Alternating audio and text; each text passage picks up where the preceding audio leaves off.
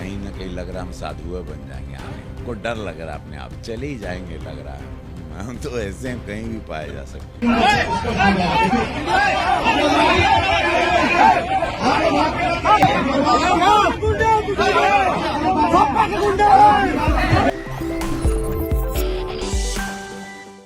डर सबको लगता है, गला सबका सूखता है। अभी तो 4 जून को परिणाम आने बाकी हैं। अभी से कांपने लगे भाजपाई। नमस्कार, मैं हूं शारदा सिंह और आप देखना शुरू कर चुके हैं दी कंट्राव। आम चुनाव 2024 का छठा चरण पूरा हो चुका है। अब 7वां और आखिरी चरण 1 जून को होना है। इस तरह से 2024 का चुनाव खत्म हो जाएगा। लोकसभा चुनाव के बीच नेताओं की बयानबाजी आम लोगों के साथ ही सोशल मीडिया पर खूब सुर्खियां बटोर रही हैं। आए दिन नेताओं द्वारा कुछ ऐसा बयान दे दिया जाता है जो चर्चा का केंद्र बन जाता है। लोग कह रहे हैं कि नतीजों से पहले ही हार मान चुके हैं मोदी समेत पूरी भाजपा के समर्थन में बचाने उतरी गोदी मीडिया बौखला उठी है। हवा का रुख समझ आ गया है। कुछ समझ नहीं आ रहा है, करे तो करे क्या। देश के सामने जो शाख खत्म हो चुका है उसका क्या होगा।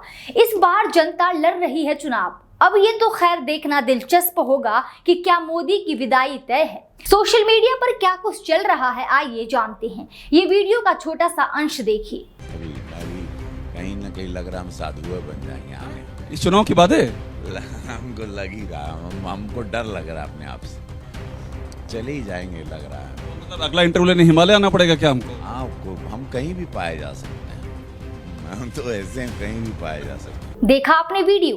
गोरखपुर से वर्तमान सांसद और मौजूदा बीजेपी प्रत्याशी रवि किशन का बयान है। वीडियो सोशल मीडिया पर वायरल है। बीजेपी उम्मीदवार रवि किशन मीडिया के साथ बातचीत के दौरान कहा, कहीं न कहीं लग रहा है कि हम साधु ही बन जाएंगे। जब उनसे पूछा गया कि क्या वह इस चुनाव के बाद ही साधु बन जाएंगे, तब उन्होंने कहा कि हमको लग ही रहा है, हमको अपने आप से डर लगने लगा है, लगता है चल ही जाएंगे।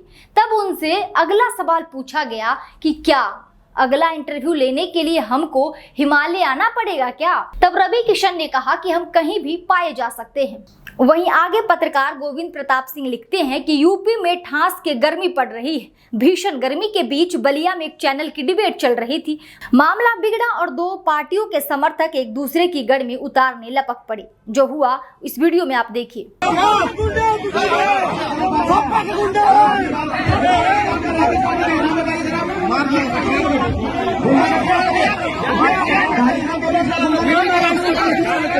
वहीं पत्रकार जाकिर अली त्यागी लिखते हैं, रिपब्लिक भारत सर्वे कर रहा है कि 4 जून को किसकी सरकार बनेगी।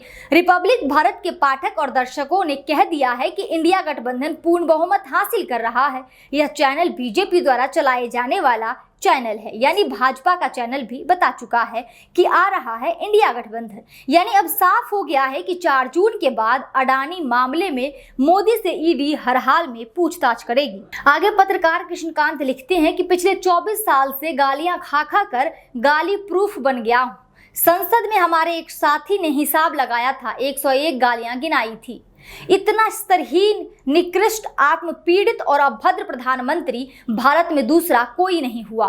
उस पद पर हमेशा आलोचना होती है, बहुत बार तीखी आलोचना होती है, लेकिन गालियां कौन गिनाता है, इस तरह रोता कौन है। प्रधानमंत्री उस पर कभी बात नहीं करते। इंदिरा गांधी महिला थी, निकृष्ट संस्कारवादियों ने उनके खिलाफ गालियों वाले नारे गढ़े थे, कभी नहीं रोई। प्रियंका गांधी के शब्दों में ये पहले प्रधानमंत्री हैं जो जनता की समस्या सुनने के बजाय जनता के सामने आते हैं तो खुद ही रोने रहते हैं। ये पूरा बयान पत्रकार कृष्णकांत के हैं। द कंटाप इसकी पुष्टि नहीं करता। वहीं एक यूजर है पंकज चतुर्वेदी, वो लिखते हैं कि वे जीत नहीं रहे, लेकिन 1 जून की शाम से बमबारी होगी टीवी के जरिए कि 300 पार हो रहा है। इस मनोवैज्ञानिक युद्ध का अगला कदम कम मार्जिन वाली सीटों पर मशीनरी का दुरुपयोग और आखिरी कदम होगा, जिसकी संभावना मनोज पांडे की सेना प्रमुख के रूप में सेवा वृद्धि के सशक्त हुई है। वहीं एक यूजर कुणाल शुक्ला लिखते हैं कि विदेश में रह रहा व्यक्ति जब पूछता है गांधी के देश में अब चुनाव कौन से मुद्दों पर लड़े जाते हैं, जब उस व्यक्ति को बतलाओ अमृतकाल के भारत में हमारा वाला अब चुनाव को डेवलपमेंट के मुद्दे पर नहीं बल्कि मटन, मुसलमान, मछली और मुजरे के मुद्दे पर लड़ता है, तो उसका पहला रिएक्शन आता है, क्या वो अनपढ़ है? तब मैं जवाब देता हूँ, हाँ वो अनपढ़ है और साथ में नकली डिग्री भी रखता है। वहीं सीएम अरविंद केजरीवाल के सोशल मीडिया हैंडल से भी एक ट्वीट किया गया है जिसमें लिखा है कि 2014 में मोदी जी ने कहा कि वो देश के प्रधान सेवक है, 2019 में उन्होंने कहा कि वे चौकीदार हैं। अब 2024 में मोदी जी कह रहे हैं कि वो अपनी मां की कोख से पैदा नहीं हुए बल्कि वे भगवान के अवतार हैं। उनकी पार्टी के एक वरिष्ठ नेता ने कहा कि भगवान जगन्नाथ जी भी मोदी जी के भक्त हैं। क्या आरएसएस भी मानता है कि मोदी जी भगवान के अवतार हैं? आरएसएस अपना रुख साफ करे। अभी हम आपको जो कुछ भी बताइए सोशल मीडिया की प्रतिक्रिया थी।